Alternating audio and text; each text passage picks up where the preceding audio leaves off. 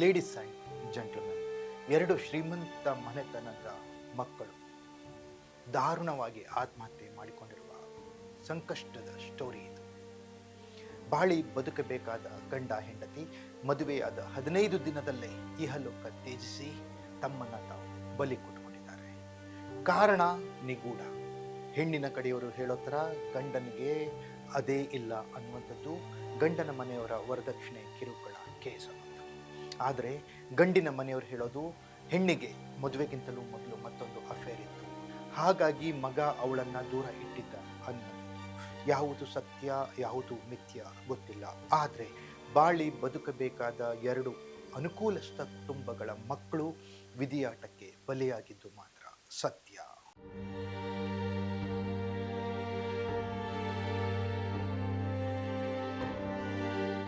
ಮದುವೆಗೂ ಮುನ್ನ ಗಾನವಿಯ ಪ್ರೀತಿಯೇ ಆತ್ಮಹತ್ಯೆಗೆ ಕಾರಣ ಎಂದು ತಿಳಿದು ಬಂದಿದೆ.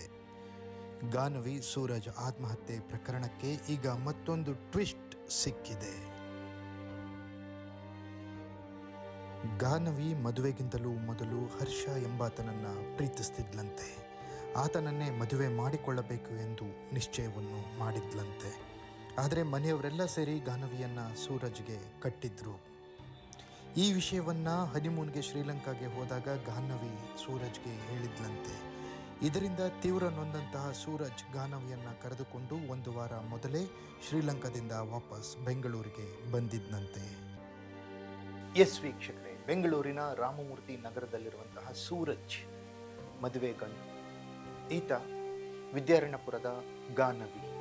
ಇವರಿಬ್ಬರು ಅನುಕೂಲಸ್ಥ ಕುಟುಂಬದವರೇ. ಮದುವೆಗೆ ಖರ್ಚು ಮಾಡಿದ್ದು 50 ಲಕ್ಷಕ್ಕಿಂತ ಹೆಚ್ಚಿನ ಹಣ.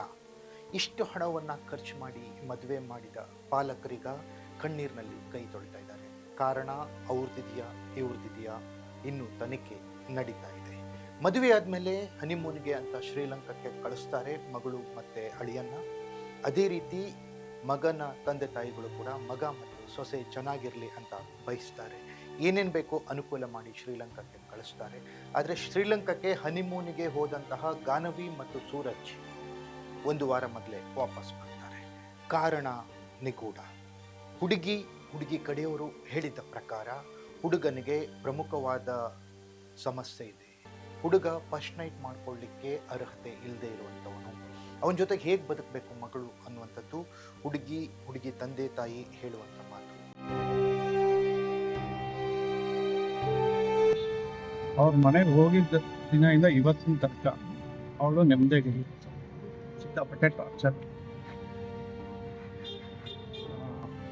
ಏನು ಟಾರ್ಚರ್ ಅಂದರೆ, ನಿನ್ನ ಹತ್ರ ಎಷ್ಟು ಒಡವೆ ಇದೆ, ಯಾವಾಗ ತಗೋಬೋದ್ಯಾ, ನಿನ್ನ ಹೆಸರಲ್ಲಿ ಏನು ಆಸ್ತಿ ಇದೆ, ಅದನ್ನು ಯಾವಾಗ ತಗೋಬೋದು.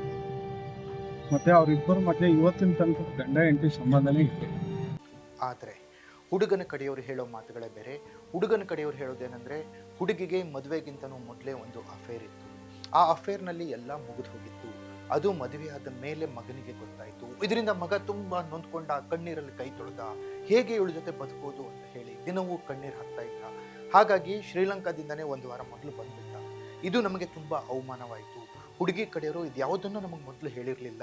ಮೊದಲು ಹೇಳಿದರೆ ನಾವು ಯೋಚನೆ ಮಾಡ್ತಿದ್ವಿ, ಯಾಕೆ ಹಿಂಗೆ ಮೋಸ ಮಾಡಿದ್ರು ಅಂತ ಹುಡುಗನ ಕಡೆಯವರು ಹೇಳಿದರೆ, ಹುಡುಗಿ ಕಡೆಯವರು ಹೇಳೋ ಮಾತುಗಳೇ ಬೇರೆ.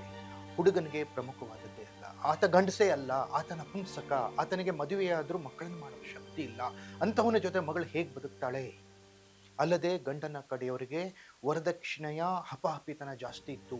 ಇಷ್ಟೆಲ್ಲ ಕೊಟ್ಟಿದ್ದೀವಿ, ಇನ್ನಿಷ್ಟು ಕೊಡೋದಿದೆ, ಅದನ್ನ ಕೊಟ್ಟ ಮೇಲೇ ನಿನ್ನ ಜೊತೆಗೆ ನಾನು ಸಂಪರ್ಕ ಮಾಡ್ತೀನಿ, ನಿನ್ನನ್ನು ಮುಟ್ತೀನಿ ಅಂತ ಹುಡುಗ ಹೇಳ್ತಾ ಇದ್ದ. ಇದರಿಂದ ವರದಕ್ಷಿಣೆ ದೌರ್ಜನ್ಯ ಆಗಿದೆ. ವರದಕ್ಷಿಣೆ ಕಿರುಕುಳದಿಂದ ನನ್ನ ಮಗಳು ಹತಾಶಳಾಗಿ ನೇಣು ಹಾಕಿ ಸತ್ತಿದ್ದಾಳೆ ಅಂತ ಹುಡುಗಿ ಕಡೆಯವರು ಹೇಳ್ತಾರೆ.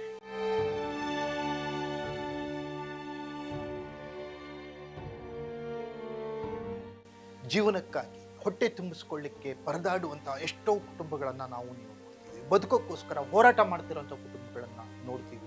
ಬದುಕನ್ನು ಕಟ್ಕೊಳ್ಳಿಕ್ಕೆ ಹಗಲು ರಾತ್ರಿ ಕೆಲಸ ಮಾಡುವಂಥ ಕುಟುಂಬಗಳನ್ನು ನಾವು ನೋಡ್ತೀವಿ. ಇರೋದ್ರಲ್ಲಿನೇ ಖುಷಿಯಾಗಿ ಇರುವಂಥ ಗಂಡ ಹೆಂಡತಿಯರನ್ನು ನಾವು ನೋಡ್ತೀವಿ. ಗಂಡ ಹೆಂಡತಿ ಇಬ್ಬರು ಕೆಲಸ ಮಾಡಿ ಜೀವನ ನಡೆಸಿ ಸಂತೋಷವಾಗಿ ಕಾಲ ಕಳೆಯುವಂಥ ಕುಟುಂಬಗಳನ್ನು ನೋಡ್ತೀವಿ. ಅಷ್ಟೇ ಯಾಕೆ, ಭಿಕ್ಷೆ ಬಿಡಲು ಬಂದಂಥವರು ಝೋಪಡಿಯಲ್ಲಿ ಇದ್ದುಕೊಂಡು ಕೂಡ ಸಂತೋಷವಾಗಿ ಕಾಲ ಕಳೀತಾ ಇರುವಂಥ ಕುಟುಂಬಗಳನ್ನು ಕೂಡ ನಾವು ನೋಡ್ತೀವಿ. ಸುಖಕ್ಕೆ ದುಡ್ಡು ಬೇಕಾಗಿಲ್ಲ, ಸುಖ ಸಂತೋಷ ದುಡ್ಡಿನಿಂದ ಕೊಳ್ಳಕ್ಕಾಗಲ್ಲ. ಹಣ ಎಷ್ಟಿದ್ರೇನು ಸುಖ ಸಂತೋಷ ಅನ್ನೋದು ಸಿಗೋದೇ ಇಲ್ಲ. ಒಳ್ಳೆ ಜನಗಳ ಸಂಪರ್ಕ, ಒಳ್ಳೆ ಜನರ ಸ್ನೇಹ, ಒಳ್ಳೆ ಜನರ ಸಂಬಂಧ ಸಿಗಬೇಕಂದ್ರೆ ಒಳ್ಳೆ ಮನಸ್ಸು ಬೇಕು. ಆದರೆ ಇದ್ಯಾವುದೂ ರೂಪದಲ್ಲಿ ಈ ಎರಡು ಕುಟುಂಬಗಳು ಬೀಗ್ತನ ಅಂದರೆ ಸಂಬಂಧವನ್ನು ಮಾಡ್ತಾರೆ. ಇಬ್ಬರು ಸಂಬಂಧಿಕರ ಆದ ಮೇಲೆ ಒಬ್ಬರ ಮೇಲೆ ಒಬ್ಬರು ಇವತ್ತು ಆರೋಪಗಳನ್ನು ಮಾಡಿಕೊಂಡು ಕಾಲ ಕಳೀತಾ ಇದ್ದಾರೆ. ಆದರೆ ಬದುಕಿ ಬಾಳಬೇಕಾದಂತಹ ಸೂರಜ್ ಮತ್ತು ಗಾನವಿ ಬೆಂಕಿಯಾಗಿ ಬೂದಿಯಾಗಿದ್ದಾರೆ.